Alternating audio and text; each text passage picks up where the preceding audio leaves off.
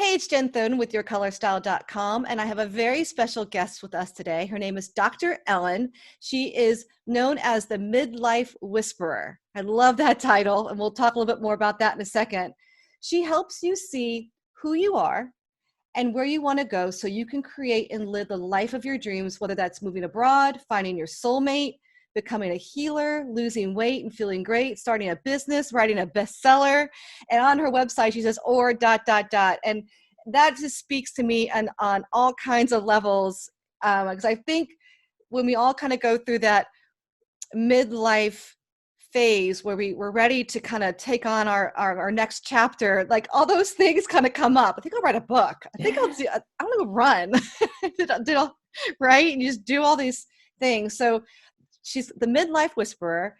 And so she's here today to talk about a couple things. The first thing we're going to talk about is the Midlife Summit. And I have the great fortune. She invited me to be one of the speakers onto the summit, but it is something I'm so excited about and passionate about. And I'm going to let Ellen, you introduce the summit and what it's all about for everyone, and then how they can also, we can leave links and stuff and how they can learn more about it. So welcome. Thank you. Thanks for having me. Thanks for being part of my summit. It was so great to connect with you. I think that to me is so many amazing things have come out of doing the summit, just meeting amazing women like yourself. And so the summit launches on May 11th, and there are 22 amazing experts, people like yourself, talking about transformation. I have two of my dear friends who are nutritionists who are talking about the menopause diet. I have an exercise specialist talking. It's all, all for women in their 40s, 50s, and 60s. There is this, I got the inspiration. I've been working with women at midlife for probably about a decade at this point. And I get so worked up because when you put midlife in the thesaurus or you put it on Google, it's conjoined with crisis or the wrong side of 40. I'm like, no, it's not about that. Like, I know you can speak to this too, that it's a really powerful time of transformation. So, as women at midlife, we impact up to 4 generations. So we've got grandkids, we've got our kids, we've got our peers, we've got our parents. We are wise, we are powerful, we are fierce, and it's time for us to rock it.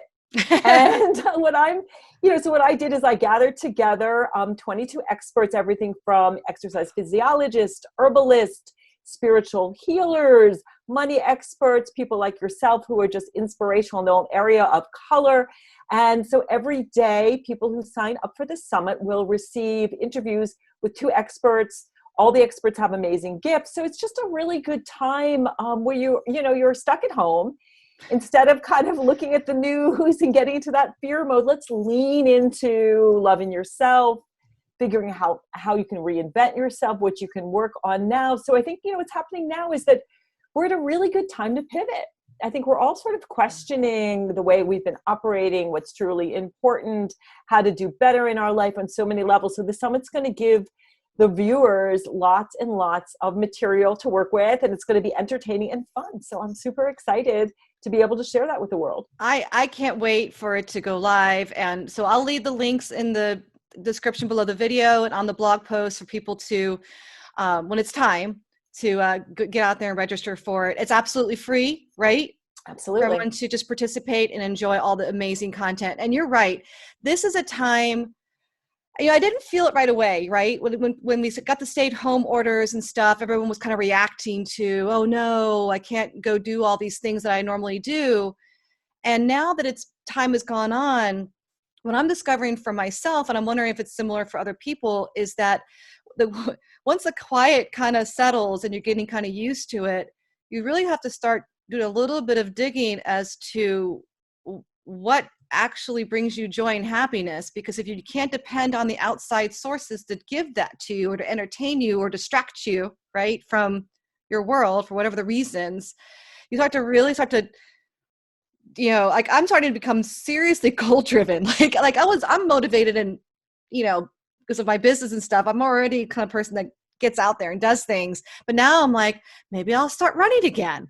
And, I've been in my art journals and I've been doing all this stuff that I always had time to do before, by the way. But now there's no other good excuse. Yeah, that's fabulous that you're doing that. I'm realizing that too. Like I looked back a couple of days ago and I was like, I spent like 4 or 5 hours doing things that I enjoy doing. I'm taking Yeah. really long walks. I'm Yeah. practicing yoga every day. I'm teaching myself to juggle.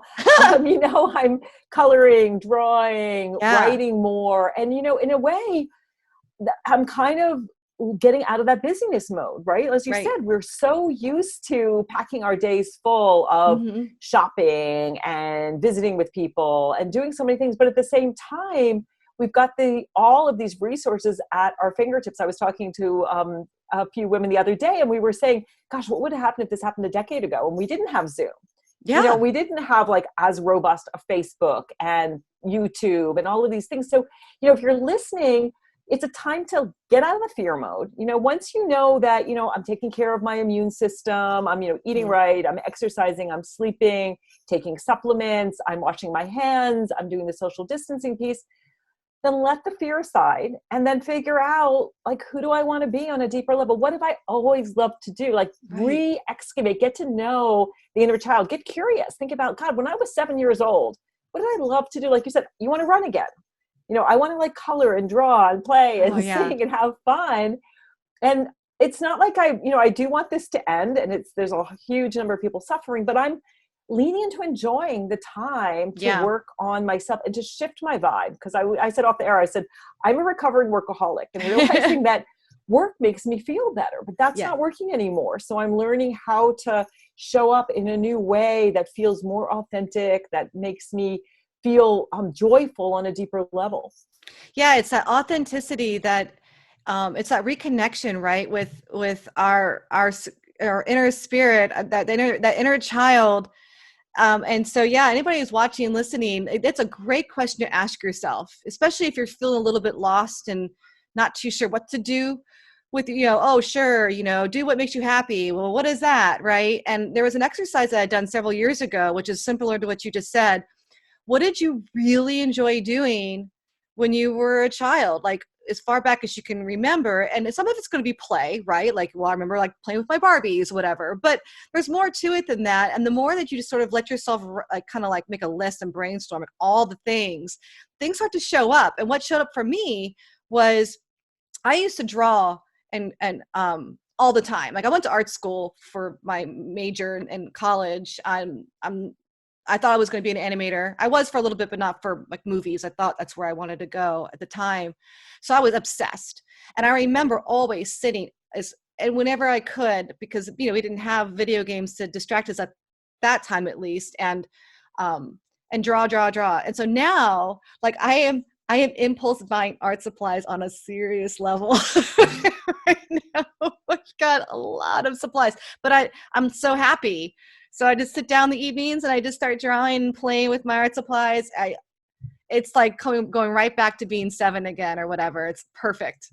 Yeah, that's awesome too, because if you are stuck in fear worry, we know I have worries. I've got elderly parents, I've got a child in Europe. Um, and so, we're worrying about it. We've all got friends, and I know several people who've gotten the virus, but when you do something like color or meditate or do yoga Yeah. or run, you shift your brain space. Yeah. And that makes you feel happy. And an exercise that I've been sharing a lot with my tribe is called your destination vibration. And what you do is go back to a happy memory. Like you were saying, when you were 7, 8 years old and you Yeah. love to draw and color. For me, it was dance. So I go back and think about, I loved musical performing, like doing, musical comedy. I was in like Oklahoma and all kinds Oh, of that's like musicals. amazing.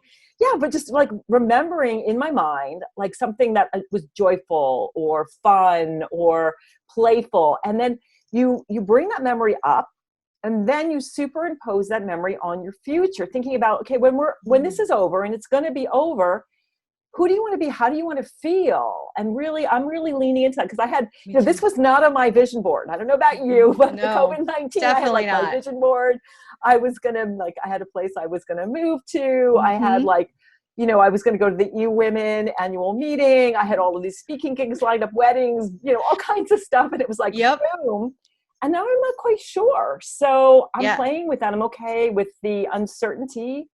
And instead, I'm kind of like, uncertainty is the gateway to possibility. So I'm playing with every morning before I really get out of bed in the morning, I spend 17 seconds. That's all it takes to just visualize myself like 7, 8 years old, dancing, singing, or visualizing yourself in your favorite place on a beautiful beach, or maybe you enjoy the forest, or maybe, you have, I sometimes envision, the birth of my daughter, where it was kind of like, the Lion King, I got her holding her up and like, it's going to be so awesome. But you laugh, right? You bring up those memories. Yeah. And what you can do is you take that vibe and you can use it in 2 ways. You can bring it into your future and thinking, yeah, how I want to feel that way in my future. Maybe start thinking about like what that would be like. Or if you're struggling with, grief, sadness, depression, those things are coming up. We're all having this sort of collective trigger of trauma, of like old things that are coming up for us. And collectively, we're having difficulties. When the sadness and the fear and the trauma and stuff comes up, bring it back to that memory. You don't have to stay in that vibe. And that can really be very healing to help you shift out of that. So it's fun to rediscover, like, who are you what really gives you true fulfillment? Because our society says, work really hard, make a bunch of money, buy a bunch of things, and that's going to make you feel good. And we're realizing, like, now, I don't know about you, but I'm not spending very much money. I mean, yes, No. art supplies, I'm buying some new coloring books, I'm making kombucha again. But, like, how do you really want to use your time? What truly makes you happy when you get out of that consumer model that we've been as a society bred to lean into? Yeah, it's sort of like giving yourself permission, right? Like, we're always so consumed with what other people think, and social media certainly piles onto that kind of attitude. And now that you're not socializing very much, there's less, I feel like there's less barriers to holding you back to trying something different, because, instead of having to worry about what your neighbor's going to think or what your friend's going to think, they don't even have to know. You can just do something simple to help yourself grow, right? Do something different and help yourself grow and hopefully feel better, right? But here's the thing too, your neighbors never were looking at you. That is so true. Thank you for saying that. We're all so focused on ourselves that we're not looking. I've worked with so many people, and I was in the spiritual closet for years. So I have more degrees than a thermometer. I have like tons of, I'm a PhD psychologist. I'm a registered dietitian. I'm a board certified health and wellness coach. I'm a Reiki master. I'm a mindful self-compassion. I have all these things, but then the Reiki master, the work, and we'll get into chakras in a few minutes, but my spiritual work, connecting with spirit, playing with tarot cards and crystals and those things that we think of as woo-woo, which are actually truthfully now are coming mainstream. And we're realizing that things like essential oils and color and all of these things affect our vibe. I came out of the closet and, nobody said anything. The first time I sort of came out and taught Reiki, 15 people, my class sold out. People interviewed me about Reiki. One of my students had an amazing healing experience. So nobody's watching you. And if this is the time to do that thing that you've always known you're supposed to do. Because for me personally, I'm a lot more scared of getting to the end of my life, looking back and saying, oh my God, Ellen, you didn't do that thing. You let the music die within you. It's like Wayne Dyer says, don't let your music die within you. This is the time to go out on a limb and do that thing that lights you up, because the world needs your light right now. And, the darkness doesn't dim your light. It makes your light shine even brighter. That's beautiful. That's so on point. So thank you for sharing that. That's awesome. I love that you said, don't let that music die inside you. And what would you say to someone though that, like, what would you say to someone that tells you that they just have no idea what it is? Like, what if it was there, it's gone, and they don't know? Like, how would they find themselves again and find that music, as you put it? Yeah, that's a really, really great question. People ask that all the time. And I guess the first thing to say is that's absolutely not true. Like, even if your thing is, let's say you just like make the most amazing chocolate chip cookies in the world, or you make beautiful quilts, or you have a gorgeous voice. All of us decided to be born at this time for a reason. And we all have beautiful gifts and things that we do. So I guess the first thing is get really curious. Like we were saying before, think about when you were 7 or 8 years old, what did you love to do? What did you love to read? Like I love to read Greek mythology. And that makes a lot of sense. Like it sort of informs why I love metaphysics and things like astrology, and loved like Joseph Campbell and The Hero with a Thousand Faces. So think about when you were a kid, what would you do all day? Or even like, I guess part of it is getting rid of the lampshades. It's not so much your gifts and stuff are already within you, but I think it's such an interesting metaphor now, because we're all wearing masks, right? Yeah. And this is the time to like take off the mask and think about, what do I love to do? What, or even ask a good friend, or, hire a coach and ask a friend, like, what am I good at? What are my gifts? What are my skills? You can also go, when I start working with clients, we do a strengths test. So you can go to the, it's called the VIA strengths test that I use to figure out like, what's your genius and what are you really good at? So I guess the first thing is to say, just get rid of that belief. Because if you have this belief, well, I'm not really good at anything. Well, okay, that's what you're going to believe, and that's what's going to show up. So sort of get really curious. What do I love to do now? Maybe you love to garden. Maybe you love animals and you just want to be a dog walker. Right. It's not like everybody, you might just be influencing, let's say, 12 people in your neighborhood. Maybe you're going to influence, millions. But you're here for a reason. You're influencing the people that you touch every day. So get curious. Ask, what would I do if money were an object? What would I do all day if I could? Right. Think about what you're good at. Talk to your friends. We can't really go to libraries, and we can kind of go to Amazon. But like, what are you curious about when you go online and you go to Amazon? You think about, what books do you want to read? I always tell people, like, wander the library and see what books kind of hit you in the face, or go to a bookstore and see what sections do you go to. Maybe you love history and you want to share that with people. Maybe, maybe what you want to do is just write your memoirs for your grandkids and your kids. Right. But we all have things that we're good at. And that's kind of our, I think that part of it is removing the lampshade. So it's like, what happens is when we're born, we have a light. Like, you see babies, right? And they're like, hey, I'm a baby. I'm awesome. I'm great. Babies are like, there's all these things wrong with me. I'm, no confidence, no self-esteem. Babies are like, look at my fat little chubby thighs. You want to pinch me? Right. And what happens is, as we get a little bit older and we start to learn like what's wrong, what's right, we bring the judgment in. Our parents say, clean your room, finish all your food on your plate, get better grades. They kind of throw mud on our light. Right. And instead of wiping the mud off and going, no, this is who I am, this is who I want to be, we shellac it with nail varnish. Yep. And that's where we put the masks on, and we say, like, I did that for years. Like, I went to a college that was totally not a good fit for me. And I'm like, I'm going to be a doctor or a lawyer. Those are my choices. I leaned into being a doctor. I was squeamish. I became a dietitian.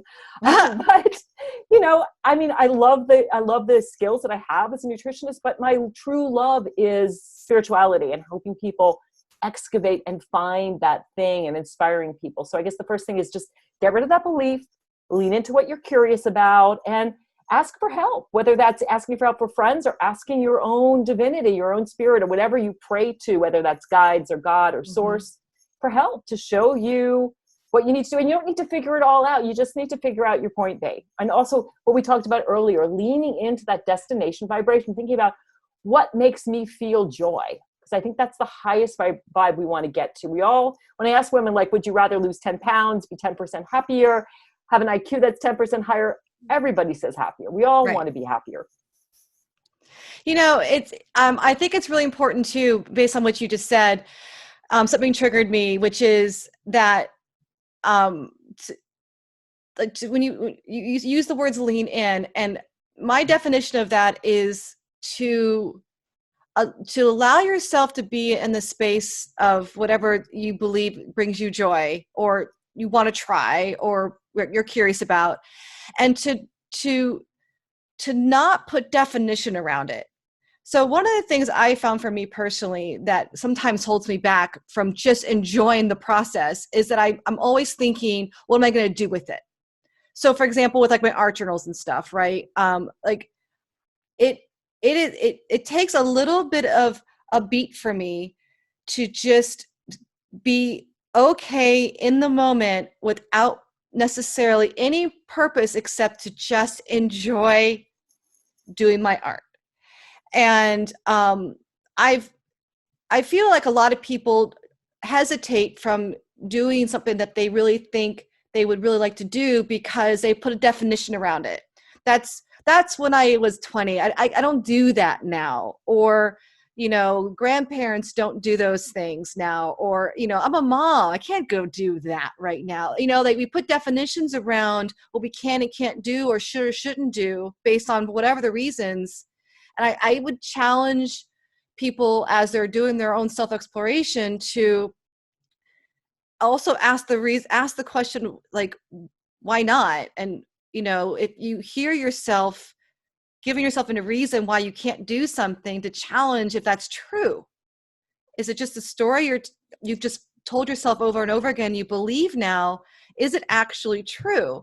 And I've had so many friends, well-meaning, good women, moms that have, they've told me, oh, I've always wanted to start my own business. I'm like, great, you should start your own business. And then they have 20 reasons in their mind of why it's not a good time right now to do that, for example, right? And I don't push, because I'm not going to coach them or anything like that, but those aren't true statements. Those are just statements that you believe right now that you could choose not to believe and do something different, right? That's a great point. I mean, I think it's the difference between what's a belief and what's true. And there aren't a lot of things that are like black and white and true. Like you could say something true, like we're both Americans. Okay, that's true.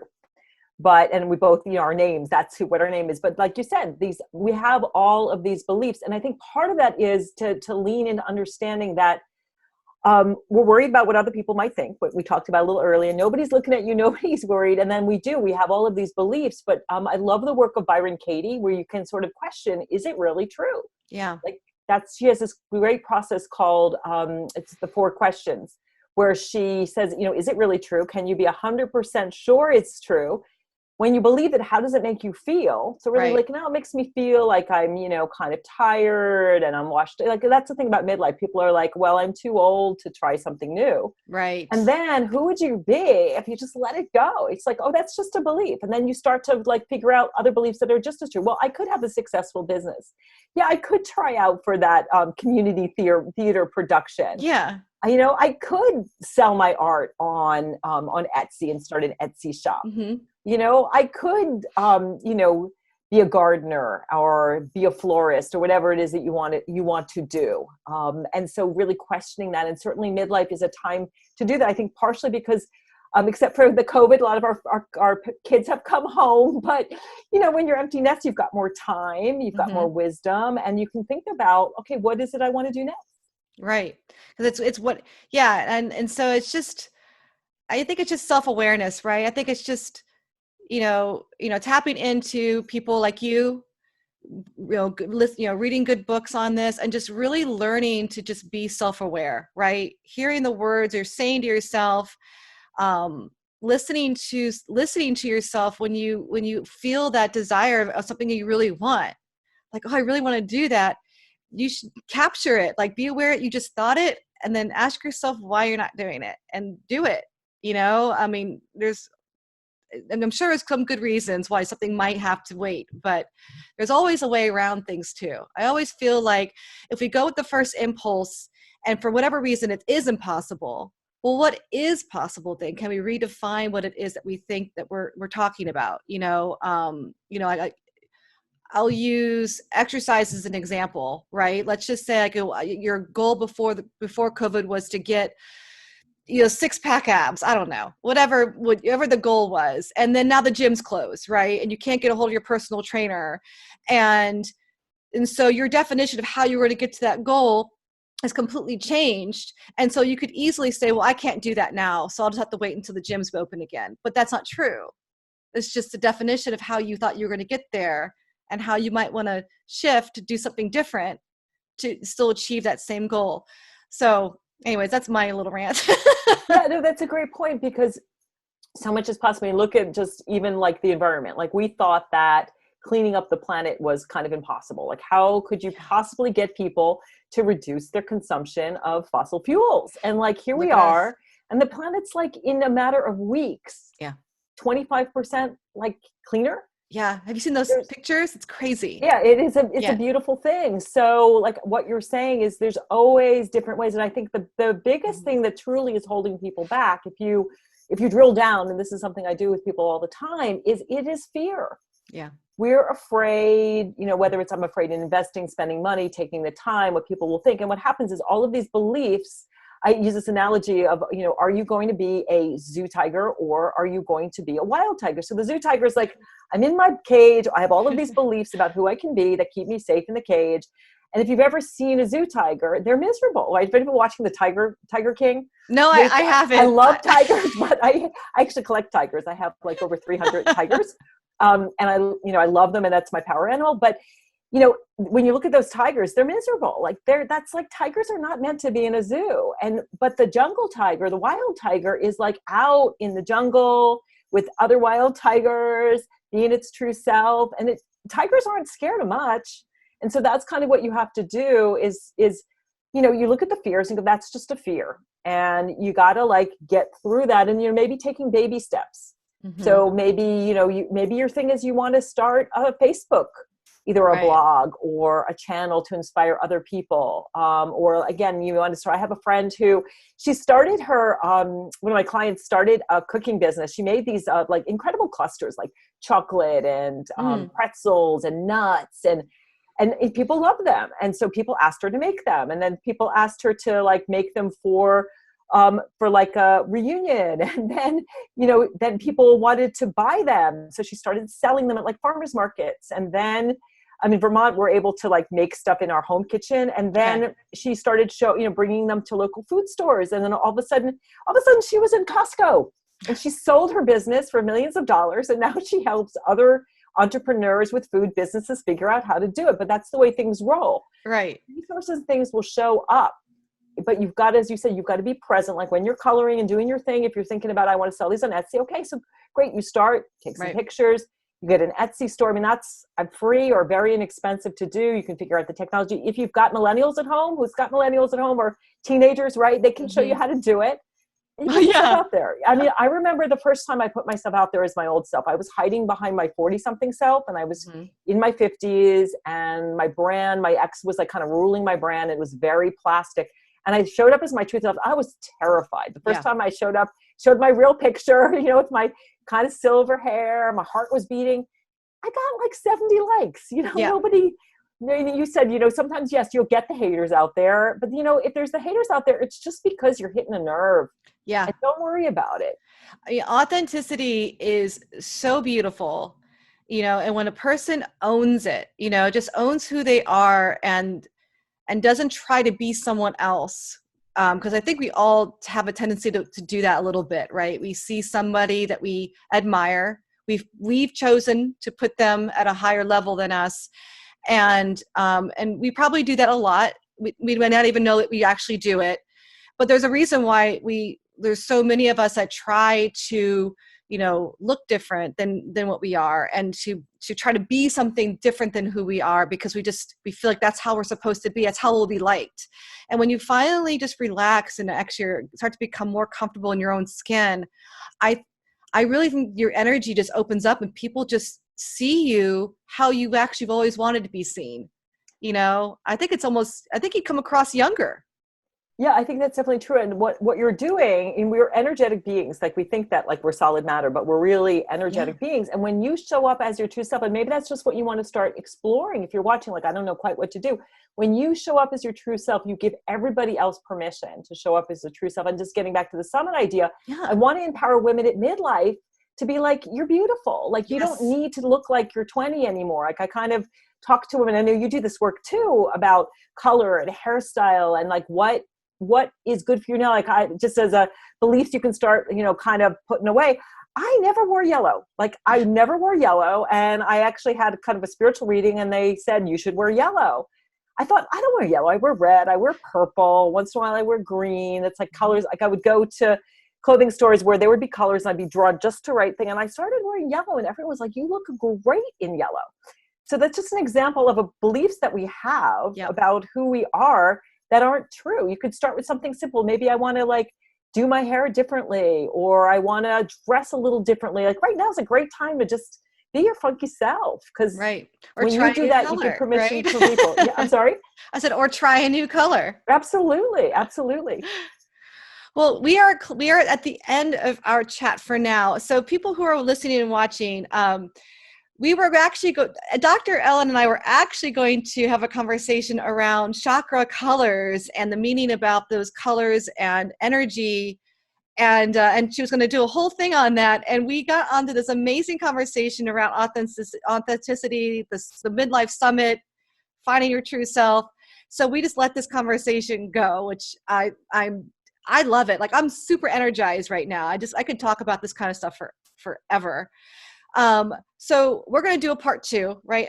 Right, Ellen? We're going to do this part 2, and we'll focus on color and chakras and energy. And I'm super excited about that topic alone. So we will leave this one then with a nice little bow with the Midlife Summit. And so I'll put the links when we have them below this for registration for that.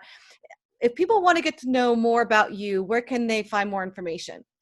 They can just go to, just Google the Midlife Whisperer. I will come up, or Dr. Ellen Albertson. And I have a great Facebook group too, which is just Dr. Ellen's Mastermind. It's totally free. I show up all the time. I do distance Reiki. I play with tarot a little bit. Just, you need some inspiration. It's a really great group. We're up to over 1,000 women, and just really cool women all supporting each other. It's kind of fun. I started it, and it's gotten a little bit of a life of its own, where people are just sharing. I have people are sharing they're hula hooping and they're singing and they're taking pictures and just doing all kinds of cool things. So that's a great place to reach me. And thank you, Jen. This has been really fun. This has been amazing. Thank you so much for taking the time to talk with me.